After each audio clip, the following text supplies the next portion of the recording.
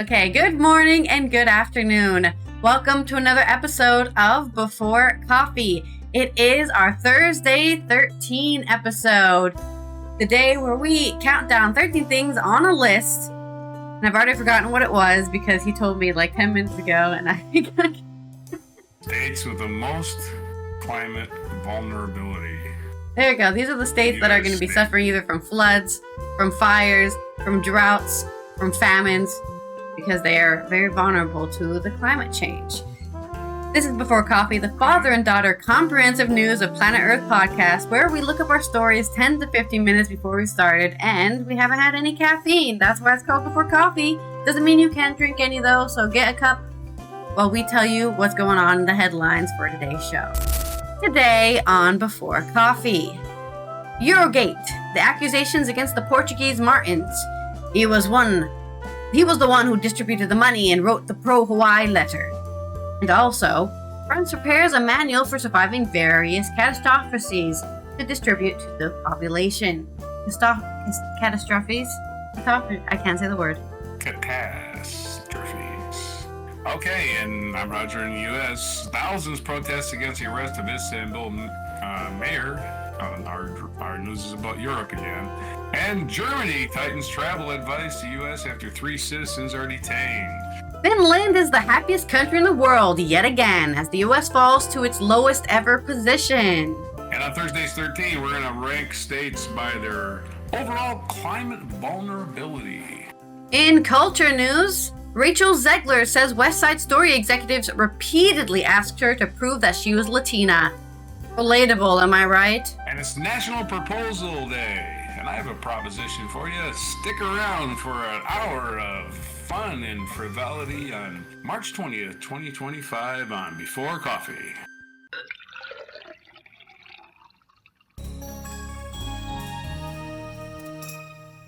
Yeah, it's a Europe-centric one today. That's if you don't want to talk about the convicted criminal and the apartheid Clyde, you gotta just talk about Europe because they're making a lot of moves out there. Anywhere else. Yeah. I mean, we could talk about Anything Africa. else. Maybe they're doing something.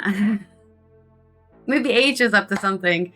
But all my news, I'm naturally covering Europe because I'm living here, and what they're doing definitely affects me more than anything else. So, speaking of which, stupid people who are complaining now that they Yeah. got what they wanted. That's what I'm laughing at. You got what you wanted. Remember, you wanted Trump. Remember that. why does everything suck? I don't know. Maybe look in the mirror. You mean immigrants pick my crops? I didn't know that. Idiots. I saw an image earlier where it was like talking about I don't know if it's a real image, but it was just like looking for patriots to pick our crops. You know, they better start tossing these out. You know, Patriots, yeah. because you got rid of all the people who were doing it before. So Idiots. let's roll our wheel before we get too much in a segue or a. We could also talk about Tesla becoming wildly unpopular. That's always good. All right, you're gonna have to give me a personal story about either one of these stories. So Oh no. my first Okay. one is coming as an update for the Eurogate, which they're looking into corruption in the European Union, and Hawaii is the kind of focus they're on here. Hawaii, I think they make phones, telecommunications giant. Yeah, there you go. That's what they're called. This is from Vincenzo Bisbiglia and Gianni Rossini on Il Fatto Quotidiano. I said it before the show. Way more smooth. I don't know Italian. But thank you, Italy, for providing me this news story because France would not let me read it without paying for it. This is Portuguese. Nuno Juanon Martins is the mastermind behind the alleged corruption scandal that has once again overwhelmed the European Parliament. In its investigations, investigators claimed, orchestrated together with at least 5 lobbyists in the Chinese telecommunications giant Huawei, the strategy of putting pressure on at least 15 MEPs in exchange for illegal rewards. So, a Portuguese mastermind worked with other lobbyists in order to get 15 people to be corrupt. It is he who wrote the famous letter in favor of the multinationals, signed by 8 MEPs, including current head of the Forza Italia delegation, Fulvio Martusellio, and the former member of the plenary, Giuseppe Ferrandino, then PD, now in Azione party. Also accused of having mutually signed false attendance records to collect €350 fee provided for representatives of the Euro Chamber.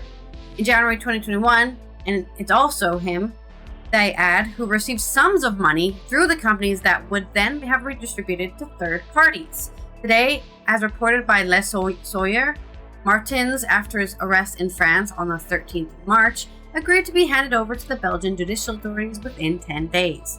French anti-drug office OFAS reported that the man to the authorities reporting his presence in a luxury hotel, probably with all that corruption money.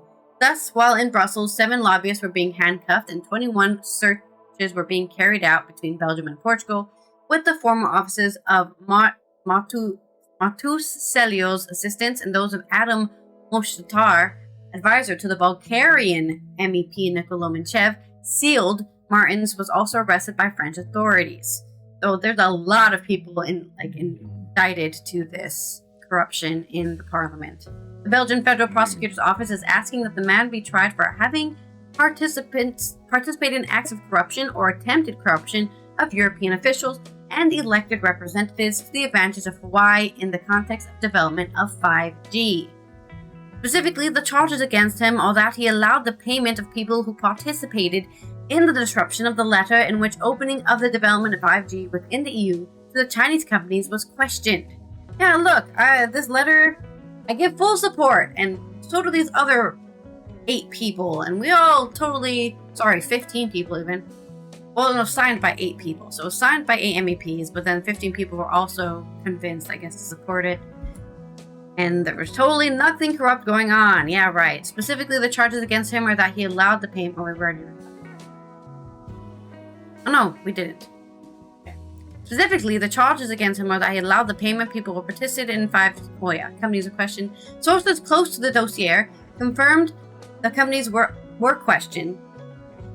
Confirmed to Il Fatto Quotidiano in the letter sent to the President of the EU Commission, Ursula von der Leyen, to the Commissioners Thierry Breton, Internal Market, Margrethe Vestager, Competition, Valdis Dombrovskis, Trade, and in which the EU was accused of technological racism. Oh, you're not putting 5G because it's Chinese. Oh no, I'm not racist. For the limitation imposed on the development of 5G network by non-EU companies, was wanted to be conceived by Martin himself and then sent to the signatory MEPs by one of his contacts among the members of the Euro Chamber. Martin has agreed to be transferred to Belgium, but as his lawyers told Les Sawyer, he disputes the charges against him and wants to explain them as quickly as possible to the Belgian investigative judge. What we see is evidence that absolutely does not provoke any kind of corruption. We have lobbyists who apparently sent letters. If you look at the content of the letters, we are in classic sphere of influence, certainly not what could be called a corruption pact. As far as we know, that's why we're still investigating. He might have actually, he might have threatened MEPs in order to do certain things. You gotta agree with this letter, or else I'm gonna tell them about your solution. I don't know. Whatever. There's something going on here, and they're gonna find out the bottom of it, but there's my update on that. But if you have any personal news about corruption scandals, I don't think so. Personal stories about that. Then let's go to our next story, which is about France preparing everyone for catastrophes. Yeah, that's the word. That may be happening in, Europe in general. We'll see. I think this is a good thing because I don't think a lot of Zoomers and Millennials know the experience of being in a catastrophe, especially a war-like catastrophe. Gen X at least had the nuclear scare, the communism and the Red Scare and all that sort of stuff. So they were always on edge and paranoid about the world ending, but I think us Millennials and Zoomers are totally unaware of how easily the world can collapse under its feet. The French government is preparing a manual on the practices to adopt. This is also on Il Fatto Quotidiano because France won't read their articles unless I pay for them. The French government is preparing a manual on the practices to adopt in the event of a major crisis that could affect the country. Newspaper Le Figaro reports this, citing several concordant sources and adding that the booklet will be sent to citizens shortly. The circumstances described in the survival manual include climate disasters. Everyone needs to get ready for those. I don't care where you live. Industrial accidents, epidemics, radioactive leaks, cyber attacks, and even an armed conflict. This last eventuality, however, must in no way concentrate all the attention, specifies the Secretary General de la Défense et de la Sécurité Nationale, HDDNSN, that's a very long title, responsible for preparing the manual. The guide is currently being approved by the services of the Prime Minister, François Bayrou. The timing for the publication, writes Le Figaro, however, suggests a reaction by the state to the particularly unstable international situation. On March 5th, in a televised speech, Emmanuel Macron called on the fatherland to engage in the face of Russian threat. Since then, the government has insisted on the need to rearm France, as have several other European countries, including Germany. The manual is absolutely not intended to prepare population for the prospect of war, assures the SGDSN. Of course, I would say that too. Guys, don't panic, but maybe educate yourself. The initiative is part of the National Resilience Strategy of April 2022, says a government source. This national plan, developed after COVID-19 pandemic, aimed to better prepare France, its businesses, and its citizens for these potential shocks. To resist crisis over time, collectively and in depth. It defines 63 actions around 3 objectives: preparing the state to face crisis, developing the means to manage them, and adapting the public communication to the challenges of the resilience. So, on the military level, the booklet aims to explain to French people how to protect themselves and to encourage them to commit themselves to the community, whether it is firefighters, the military reserve, health, or even civil service. So, maybe they will hand out these books and we can translate them for English and Dutch and German as well, because I think it's probably gonna have a lot of very important advice that everyone needs to know that a lot of people might not know. So, climate crisis for me is definitely the one you should actually be focusing. Instead of war breaking out, climate crisis is definitely happening. War may not happen. Climate crisis is a guarantee.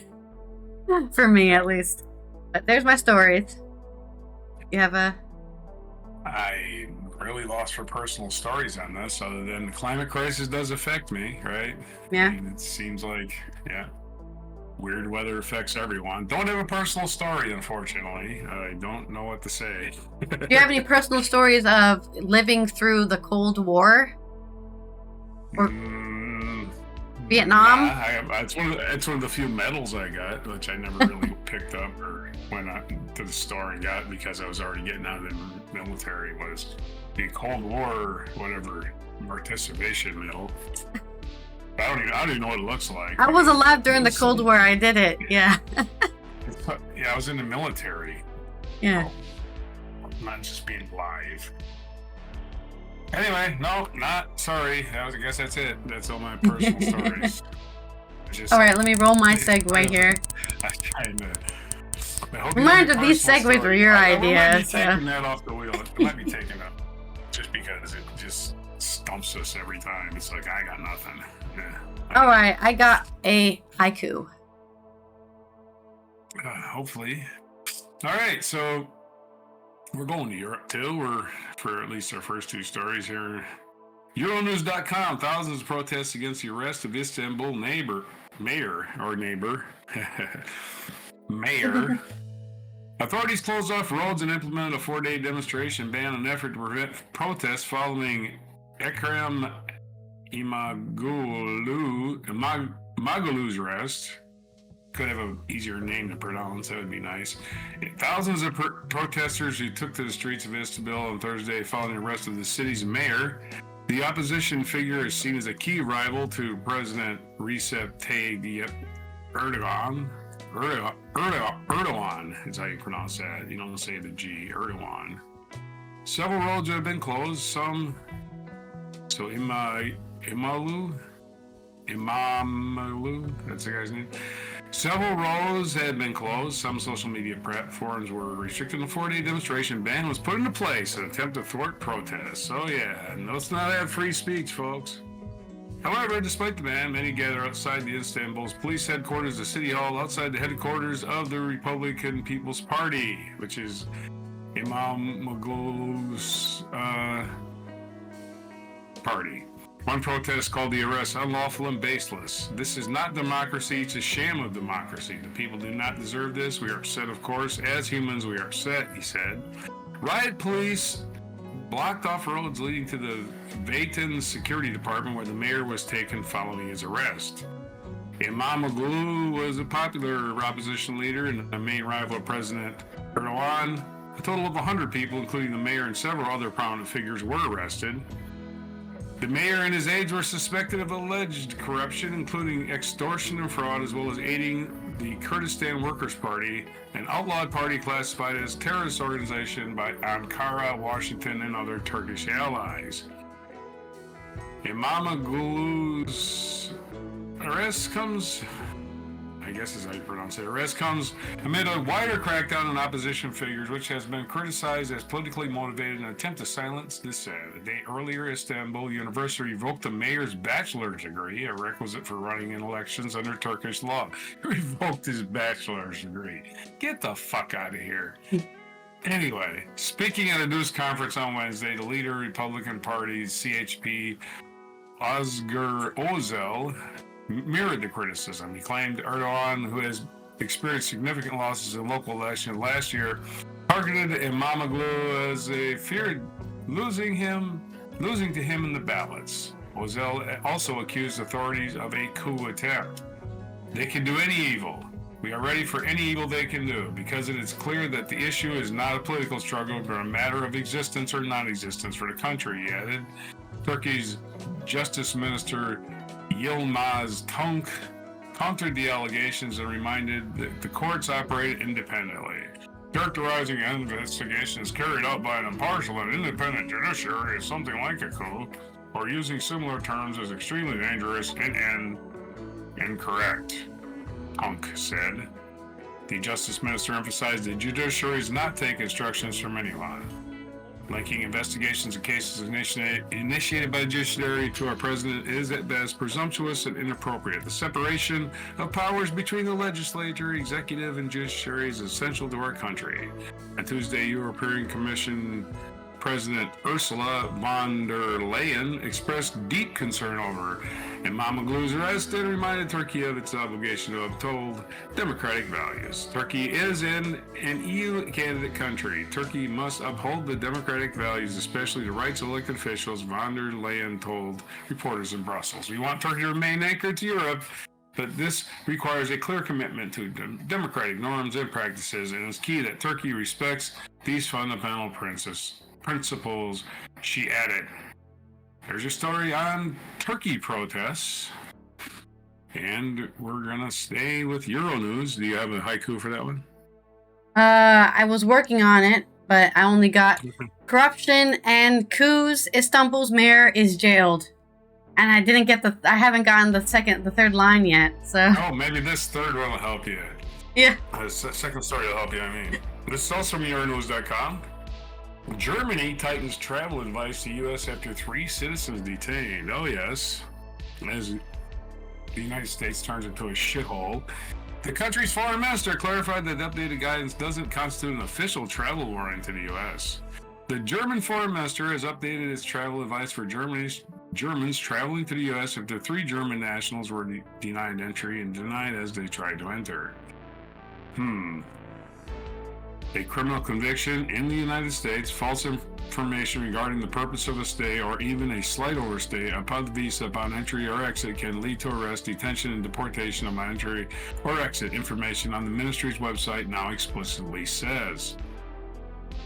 Advice for travelers now also warns that possessing electronic system for travel, ESTA document, the automatic system that determines the eligibility of visitors to travel to the U.S. under the visa waiver program, does not automatically guarantee entry into the U.S. The final decision on whether a person can enter the United States rests with the American border authorities, but this is no surprise. It is the same in Germany, a ministry spokesman told German Der Spiegel. The Foreign Ministry was also keen to point out that the updated guidance doesn't constitute a travel warning to the U.S. The updated travel advice comes after the Foreign Ministry Can we just get to the story? Man, this is poorly written. The updated travel advice comes after the foreign ministry said on Monday it was probing a case of 3 of its citizens who had been denied entry and placed in detention as they were tried to enter the U.S. The federal foreign office is aware of 3 cases in which German citizens were unable to enter the United States and were placed in deportation detention upon entry, a foreign minister spokesman says. Among those detained was Fabian Schmidt, 34, a legal permitted U.S. resident. According to U.S. outlet WGBH, he was detained at the airport in Boston before being transferred to a detention facility in Rhode Island. Schmidt's mother, Astrid Sr., claimed in an interview that her son was violently interrogated at the airport before being stripped naked and forced into a cold shower by 2 officials. The 2 nationals affected were Jessica Brosche, a 29-year-old tattoo artist from Berlin, probably and Brosch. They're German. Brosch, okay. Yeah. Lucas Sheelaft, 25, from Saxony, Anhalt. Both have since been sent back to Germany. Brosch had attempted to enter the U.S. from Tijuana in Mexico while traveling with a friend, a U.S. citizen. According to the online fundraiser set to fund her return, authorities originally told her she would be detained for several days, but what ensued instead was an alarming sequence of events, with Brosch transferred and kept at an Otay Mesa detention center for more than 6 weeks. Brosch's friends alleged she was put in solitary confinement for 9 days during her ordeal. According to the, oh my God, she's a terrible criminal. She tried to enter the United States legally. Yeah, this country's a shithole. According to ABC 10 News, San Diego's Core Civic, the company that owns the detention center where Brosch was held, denied those claims. Oh. Seelaf returned to Germany in early March after 2 weeks in detention. His girlfriend, Lennon Tyler, told Swiss daily Pages Anzier he had entered the U.S. on a tourist visa and visited Mexico for a short trip. Germans who have valid tourist visa to the U.S. are generally allowed to travel visa-free up to 90 days, according to the U.S. Embassy website in Germany. Green card holders are generally allowed to travel abroad and re-enter the U.S. after stays lasting less than 6 consecutive months, according to the U.S. government. But again, what are rules? They're what we say they are. No, there are no rules in the United States. They're making them up as they go along. So there's your fascism updates. I just don't understand why they arrested him. Just don't let him come in the country. Detained them at a facility, stripped them naked. Well, that's still, I don't know why they detained anyone. Just say you're not allowed to come in and then just send them back to Mexico. Because we are Nazi Germany. That's why. We are the Nazis now. We are the Nazis. American are the Nazis. We are Nazis. Get used to it. It's going to be at least almost 4 years left of this bullshit. Yeah, I'm impeach this pile of not shit. To be a pessimist, but I think it's funny that people think it's only going to be 4 years. Well, maybe he dies early, but I'm just saying, or he gets in peace. But every day I wake up and go, did Trump die today? Man, I hope he dies soon. I'm totally serious. I hope he fucking dies. Okay. Wait. Back to for my haiku, we have corruptions and bans. Istanbul's mayor is jailed. Germans avoid Yanks. There you go. That's the only syllable. Yeah, too many syllables in U.S. and America. Yanks. Yanks. All right, let's roll my wheel for your wheel. Your segue. Right, I'm trying to find a video of some sort. All right, this one's easy. Alliteration headline. So, pick out your alphabet. For this next story, let's talk about Finland being the happiest country in the world again. This is from Kirsten Greishaber on The Independent. Finland is named the happiest country in the world for the 8th year in a row. Combo! Let's go for those 10, Finland! Woo! According to the World Happiness Report of 2025, which was published today on the 20th of March. Other Nordic countries are also once again at the top of the happiness rankings in the annual report published by the Wellbeing Research Center at the University of Oxford. Besides Finland, Denmark, Iceland, and Sweden remains the top 4 and in the same order. Country rankings are based on answers people give when asked to rate their own lives. The study was done in partnership with an analytics from Gallup and the UN Sustainable Development Solutions Network. Happiness isn't just about wealth or growth, it's about trust, connection and knowing people have your back, said John Clifton, the CEO of Gallup. If we want stronger communities and economies, we must invest in what truly matters, each other. You got that right, and that's why I'm so happy, because I have such a great community surrounding me, and we are investing in each other. Researchers say that beyond health and wealth, some factors that influence happiness sound deceptively simple. Sharing meals with others, that's right, not eating alone. Having somebody to count on for social support. And household size. In Mexico and Europe, for example, a household size of 4 to 5 people predicts the highest level of happiness, the study said. Believing in the kindness of others is also much more closely tied to happiness than previously thought, according to latest findings. As example, the report suggests that people who believe that others are willing to return their lost wallet is a strong predictor of overall happiness of a population. So Japan should be pretty happy then, because that's definitely a thing in Japan. Nordic nations rank among the top places for expected and actual return of lost wallets, the study found. Overall, researchers said global evidence on the perceived and actual return of lost wallets shows that people are much too pessimistic about the kindness of their communities and compared to reality. Actual rates of wallet return are about twice as high as people expect. Well, there's some positive news for you. If you think your wallet won't be returned, you're probably wrong, or at least twice the amount you expect wrong.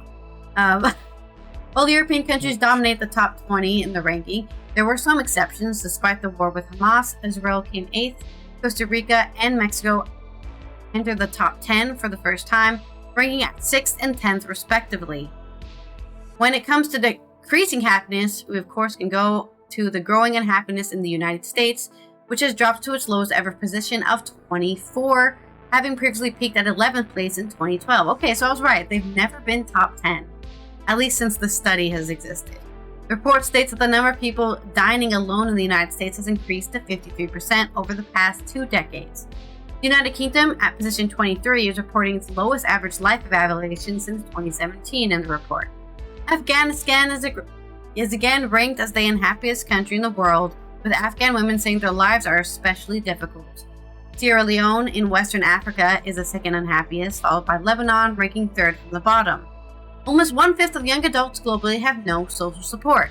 In a concerning development, the study said 90% of young adults across the world reported in 2023 that they have no one they could count on for social support. That is a 39% increase compared to 2006. All countries are ranked according to their self-assessed life evaluations averaged over 2022 to 2024. Experts in economics, psychology, sociology, and beyond then seek to explain the variations across countries over time using factors such as GDP per capita, healthy life expectancy, having someone to count on, a sense of freedom, generosity, and perceptions of corruption. So you can definitely see that a lot of those countries which are ranking lower and lower probably have a high perception of corruption in the government and definitely not having a sense of freedom.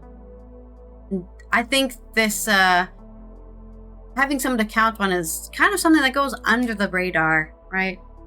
Maybe there's a lot of people out there. I know even people in my chat, some chatters, who I don't need another person. You know, I don't need other people to rely on. I don't need friends.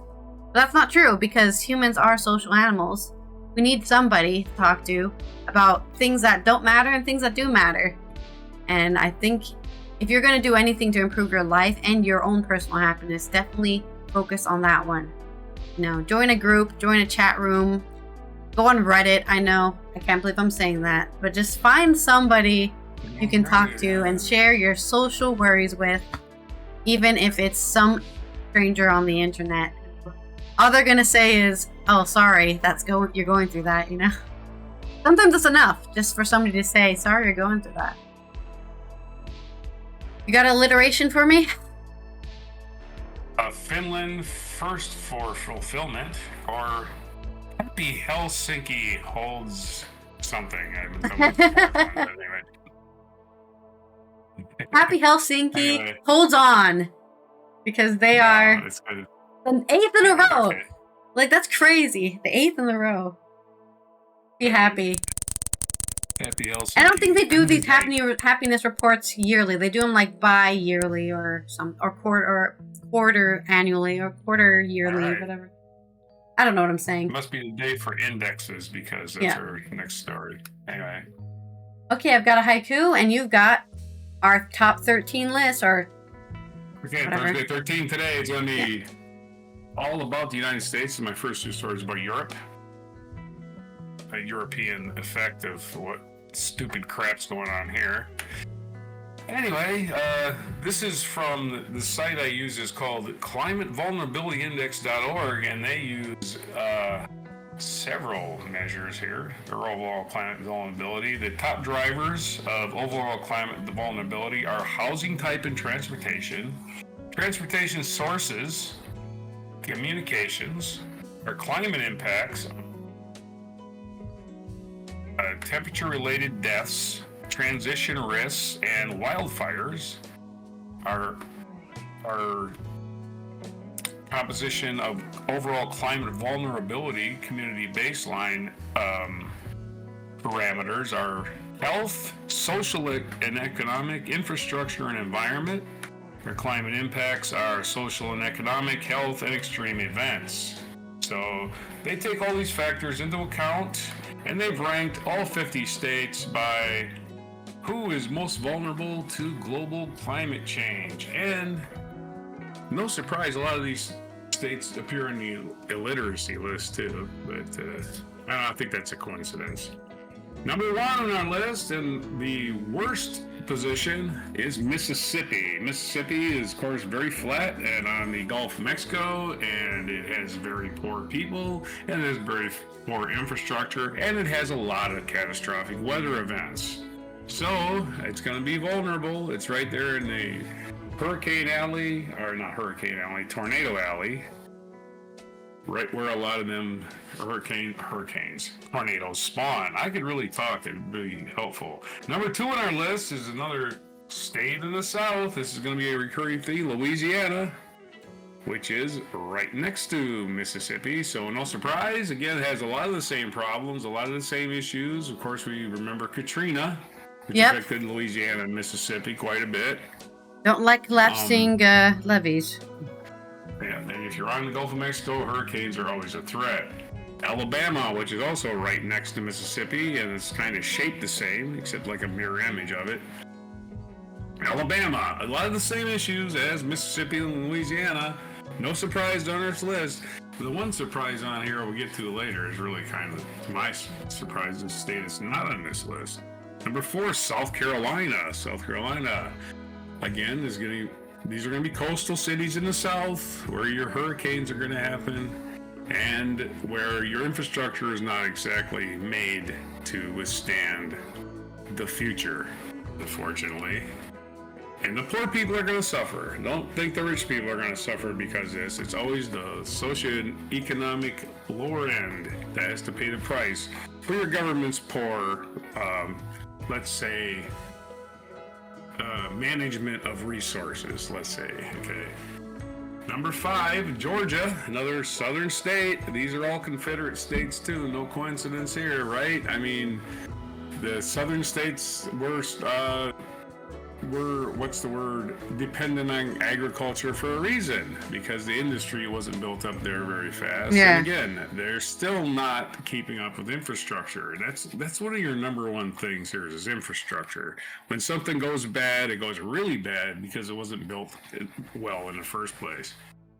Number six is Kentucky, as Appalachia checks in. Appalachia, of course, is the United States, is the eastern mountain range where a lot of people are very remote and cut off from the world, and roads are hard to build, and bridges fall and collapse. And of course, if you got bridges, as soon as you build a bridge, the clock starts ticking on when that bridge is going to fall. And there's a lot of old bridges that need replacement all over the United States. And the Biden administration has started with that rebuilding the infrastructure, but I'm pretty sure that'll all come to a stop as our country goes into the shitty recession we're about to go into, the Trump session. Number seven, well, the Ozarks check in, and also Gulf of Mexico. Arkansas, one of your poorest states, one of the states I've been to, which I was like, wow, get me out of this state. Very poor state. A lot of wild dogs running around Arkansas. Like, I noticed that. You go into a small town in Arkansas and there's wild dogs everywhere. Like, wow, get the hell out of this town. That's very scary, Arkansas. Yeah, vulnerable because of the ignorance and the infrastructure and, of course, the weather events that are not going to stop happening, folks. Oh, that tornado's over. That'll never happen again until it happens a couple of months from now. Weather events are going to get worse, folks. And even if you're looking for the government to help you, good luck. We don't have a government anymore. We've got one guy.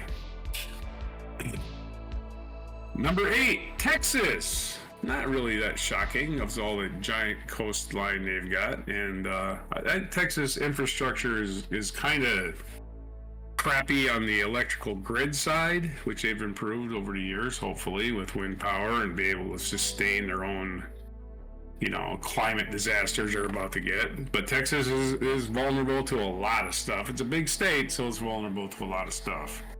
Again, not one state here. There were 8 states in, and they're all southern states. It's because the South is much hotter. Tennessee also checking in, another southern state, another Confederate state.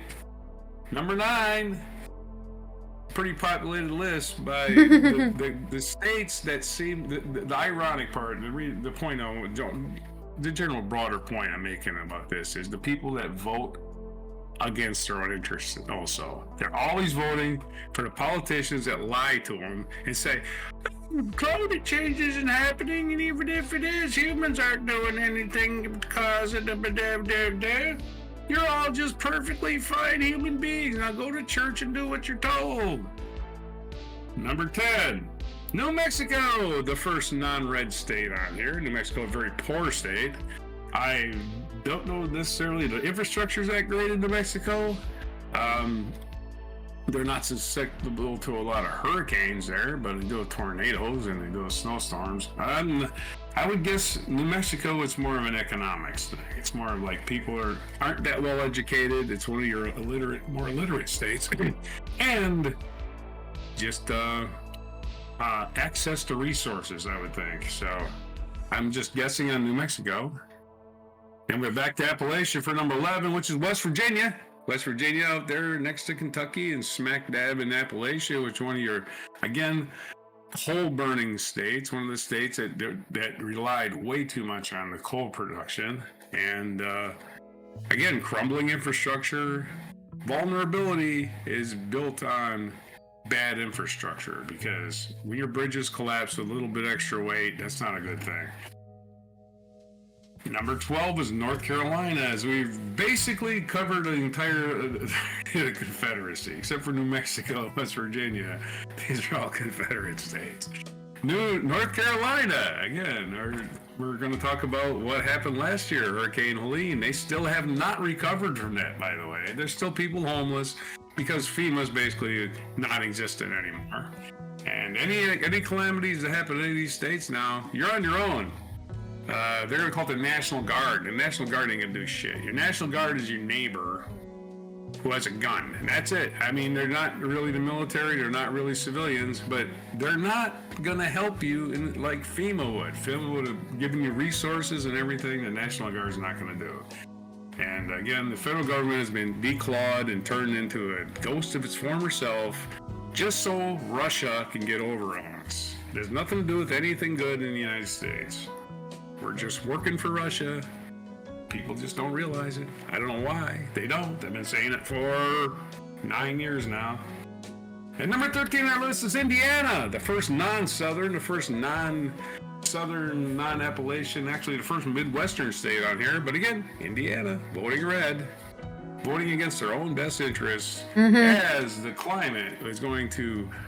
Well, Indiana is going to get a lot of tornadoes, which they already do. It's a very flat state. But apparently, they're lower ranked than a lot of other Midwestern states for their preparedness or other reasons. So those are your states. Those are your 13 most vulnerable states. It's hilarious to me that they keep voting red, voting for the people that say everything's fine, that global warming's just some shit they made up to steal your money. That's what they're doing. They're stealing that money from you that you don't have. And of course, it's always oligarchs that are making money. Oil companies, coal burning companies, they're making money off burning that stuff, so they're going to tell you what they want you to hear. Yeah, exactly. So unfortunately, the people who are most vulnerable in this country are the ones that put the rest of us in danger, put themselves in danger first, which I really don't appreciate or care about, other than the fact that it's ironic that they continue to vote against their own well-being. There's your story. There's your list. Okay. Here is my haiku. Climate comes soon, Red. Don't let the vulnerable stop your survival. There you go. My haiku. Oh, and I got a video for us too. Okay, let me roll the wheel. It's very topical.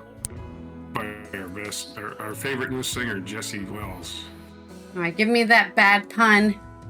For my story, which is our culture news of the day. Rachel Zegler, me, and Selena Gomez, and a lot of Latinas out there are constantly, repeatedly asked to prove that they're Latina.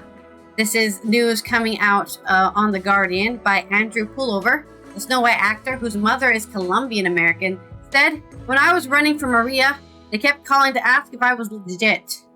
Rachel Zegler, star of the forthcoming Snow White, says she repeatedly had to prove her identity as a Colombian American to a bunch of white executives during the casting process of her first high-profile film, West Side Story. Zegler was speaking to Allure in the run-up to Snow White's release and discussed her cultural identity with writer Patricia Alfonso Portolani. Zegler commented that there's confusion because I don't have a single ounce of Latin in my name, adding, "When I was in the running for Maria in West Side Story, they kept calling to ask if I was legit. I remember thinking, do you want me to bring my abuelita in? I will. I'll bring her in the studio if you want to meet her." Zegler was born in New Jersey and has said previously that her mother, Gina, is the U.S.-born daughter of Colombian immigrants.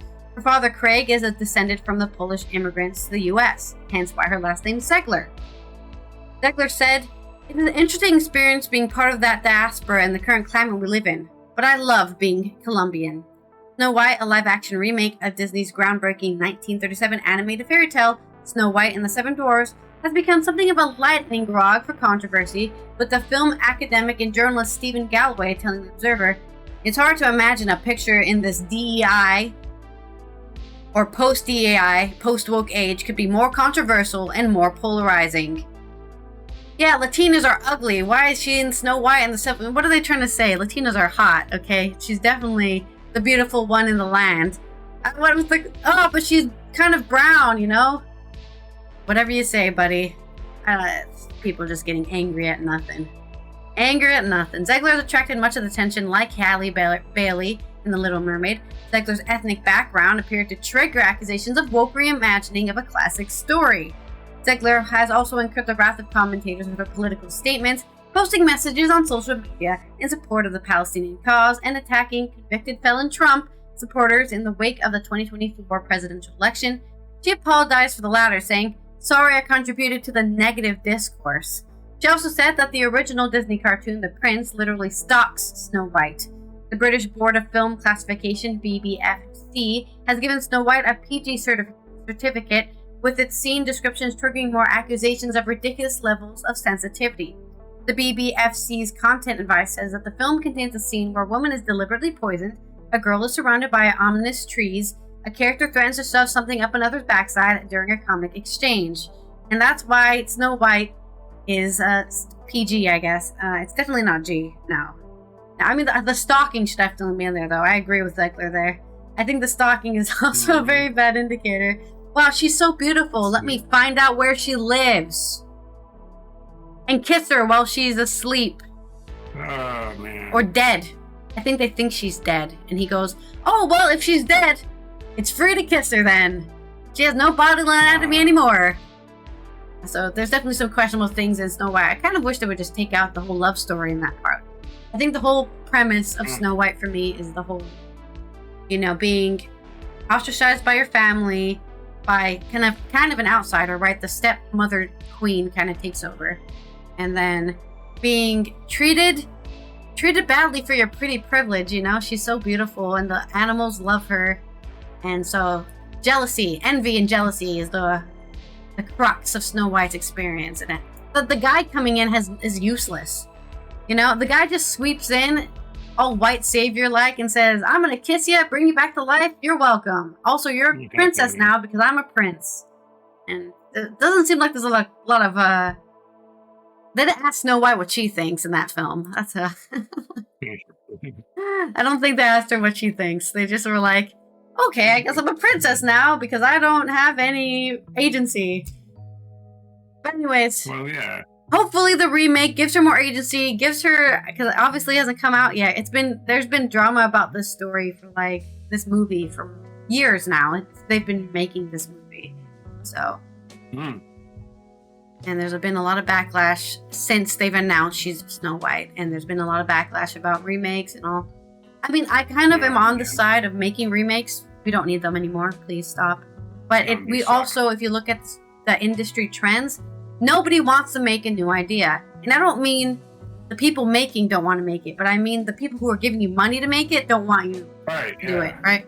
Oh, a new idea? We don't know if we're going to get money from that. So we're just not going to. Can you remake Disney's Snow White, please? We know people will go to the theaters for that.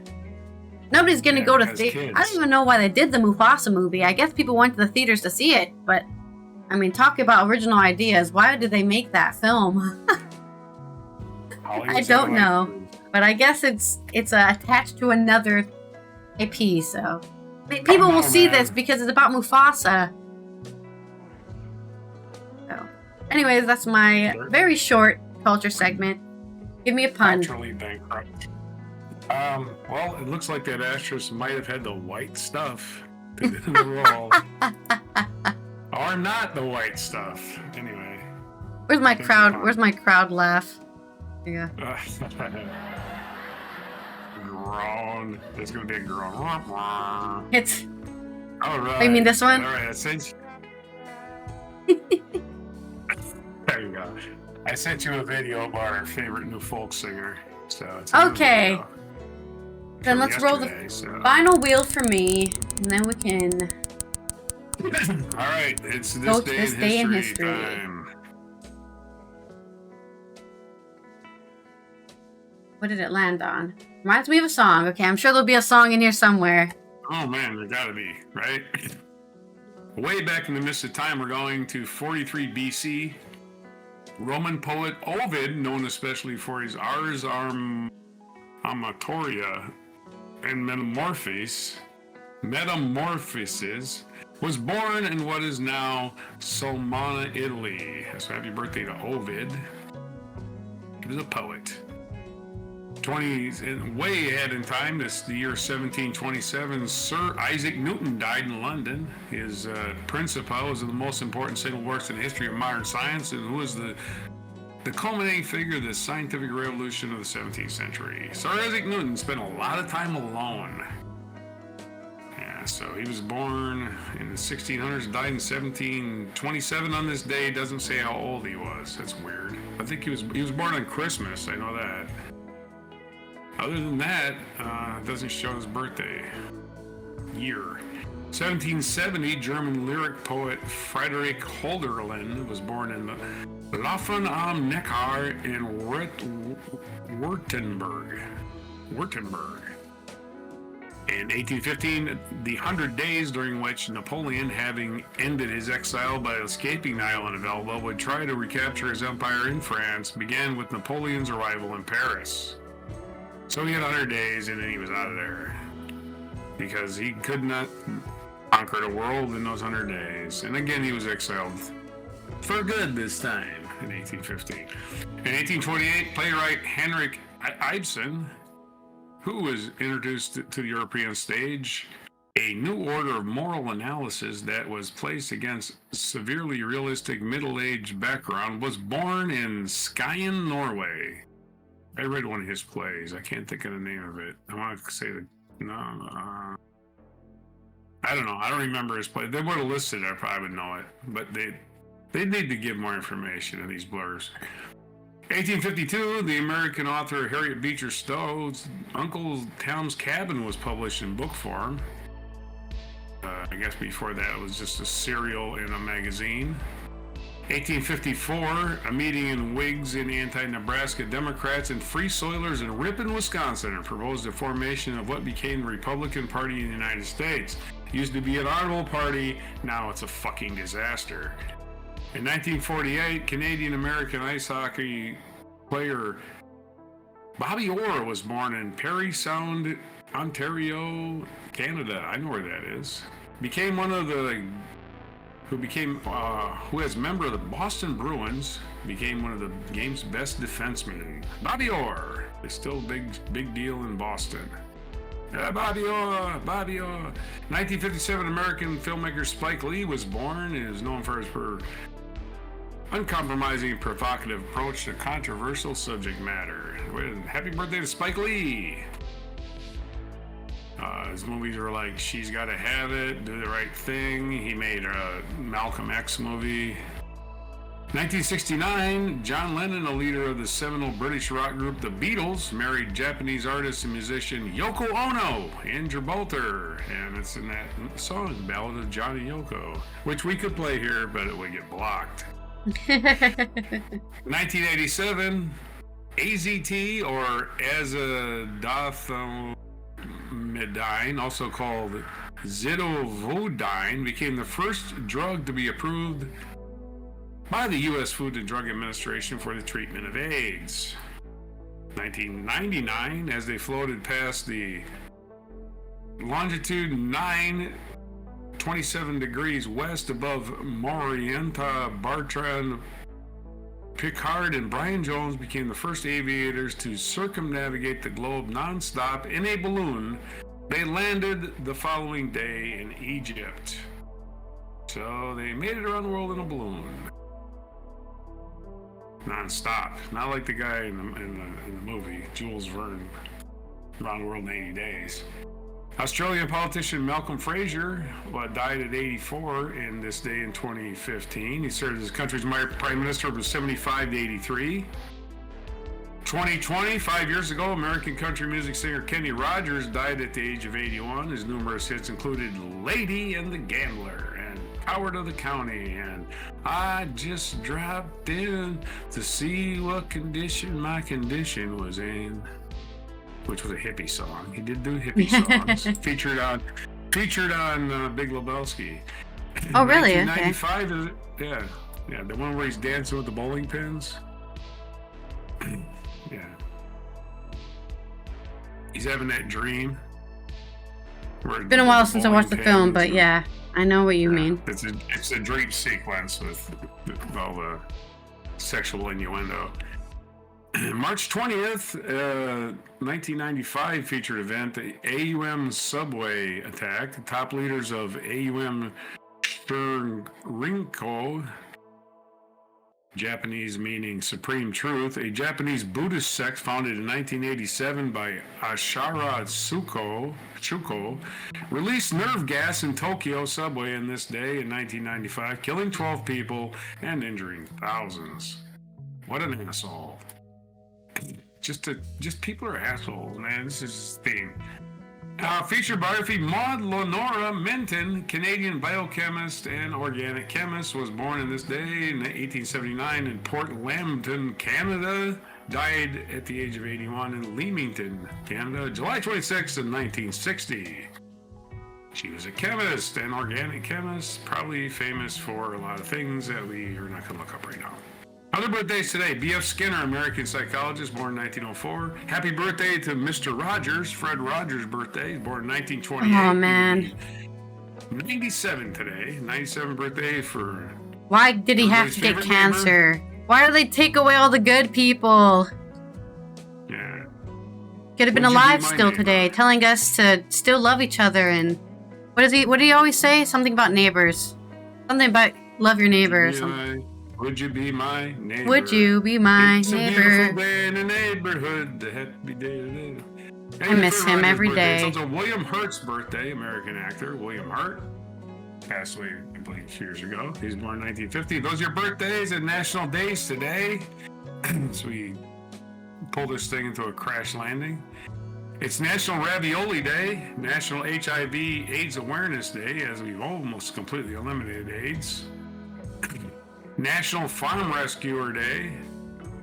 Farm Rescuer Day. There's a lot of farms that need rescuing now because of embargoes from China and, well, nobody to pick your crops. Yeah. National Proposal Day. Will you marry me? It says on this one. So if you're getting married, this is today. Or I propose you to be my neighbor. And it is the first day of spring. Oh, spring has started. It's the finally. equinox. I know I started celebrating it early, but it's now officially spring. Yeah. The equinox is official at 2 a.m., at least in local time here. 2 a.m. this morning, the day got exactly 12 hours long. Exactly 12 hours of daylight. It's National Spray Tanning Day. Yeah. National Spray Tanning Day, so the orange nightmare in the White House does that crap for himself every day. Such a sick-looking individual. Why anybody thinks that guy is anything but a joke is still beyond me. I just wake up every day. I can't believe it. It's because he doesn't say things that are a joke. Unfortunately, he says stuff that aren't a joke, and you have to take seriously. Yeah, they are a joke. They're complete fucking horse shit. He just makes shit up. Anyway, an absolutely incredible Kids Day is today also. So those are your days. Absolutely incredible Kids Day. Seems self-explanatory. Kids are absolutely incredible until they're not. That's when they become adults and they turn into nightmares. But there's your days, there's your nonsense, your spins of the wheel for everything on March 20th, the first day of spring. March 20th, 2025 on Before Ravioli. Yeah. Okay. It's also International Day of Happiness on our UN observances. So it's a day to be happy, of course, especially since there's more sun. So go outside, get that vitamin D, because you'll be amazed how much vitamin D can actually include. As well as go hug people, go talk to people, make an inclusive, equitable, balanceable, and to approach an economic growth so everyone can be happy. With that World Happiness Index, let's improve it, and let's make sure you improve your country's world happiness. Because that's what happened today, so that's why it's also the International Day of Happiness. Also today is French Language Day. That's right, time to learn French so you can read their advice on how to get through all of those different catastrophes that can occur to you anytime at any moment. Right. Multilinguages is more fundamental than ever, as we went through a lot of the pandemic, and we need to engage in we are required to continued engagement in the spirit of compassion and solidarity across all segments of society. So learning to communicate with each other is very important in that. And a lot of people speak French out there. It's not just France. French, Spanish, and English are the most spoken languages. So learn all of those so that you can communicate with more people. This has been Allison here from the Netherlands, and Roger from the West Coast US, as we tie off another Thursday's 13. I hope you're more aware of the states in the United States that are suffering under climate change denial, and you need to, if you can, pressure those people in those governments to stop trying to take advantage of the vulnerable, because, well, they're vulnerable for a reason, and they definitely don't need more vulnerability. Okay, they already have stacks and stacks of being vulnerable. Anyway, we'll see you tomorrow for our Friday's news dump, where we'll cover all the news before the weekend, so you don't need to worry about it. Make sure to drink water, wear sunscreen, and take care of yourself. Subscribe to the YouTube channel, turn on those notifications, and let's go to our mic drop moment. This will be fast. Oh, maybe not that fast. Fast enough. That goes pretty fast. Yeah. I need to make it bigger so I can read it. some blue friends, they're the best. We used to fly around the world on a big jet plane they call the Lolita Express. I got me a Lolita red tie, Express. and it's 10 feet long, and it It's a matches stand at my Jeffrey red Epstein. hat. Yeah. I got me a red bird and a red fish, a red dog and a red cat, and I got me a red pen. Make everything red, huh? Use it. I got a big red chainsaw too. My red friend likes that white powder, makes his arms do weird salutes. Talking about Musk. That's an Elon Musk reference, yeah. Gonna hold Yeah. hands. Yeah. All the Baptists and the Catholics, all the Marxists and the fascists. When the war gets here, we're gonna get on the level. Everyone looks a little bit nicer when you finally meet the devil. I had me a red talk on a red day looking. Yeah, the devil is also red or black, depending on your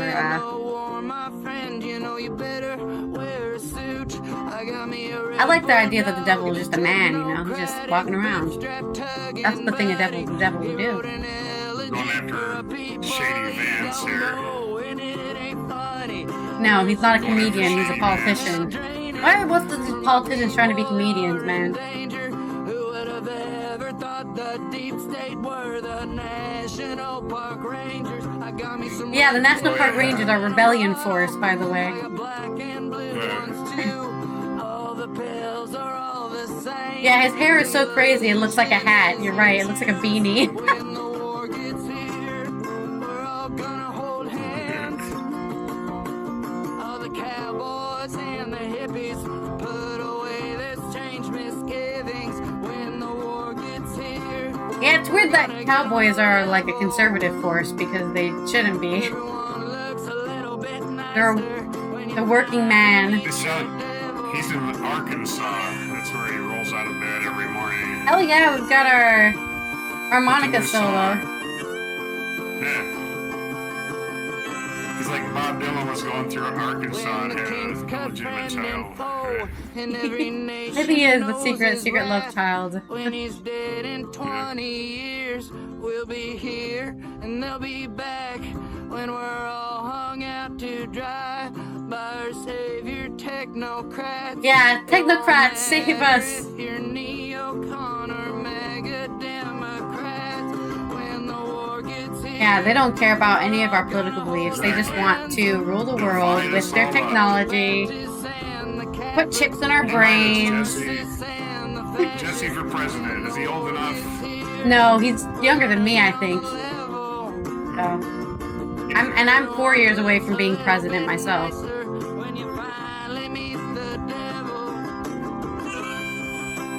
There's no way he's anywhere close to 35. I don't think so. No.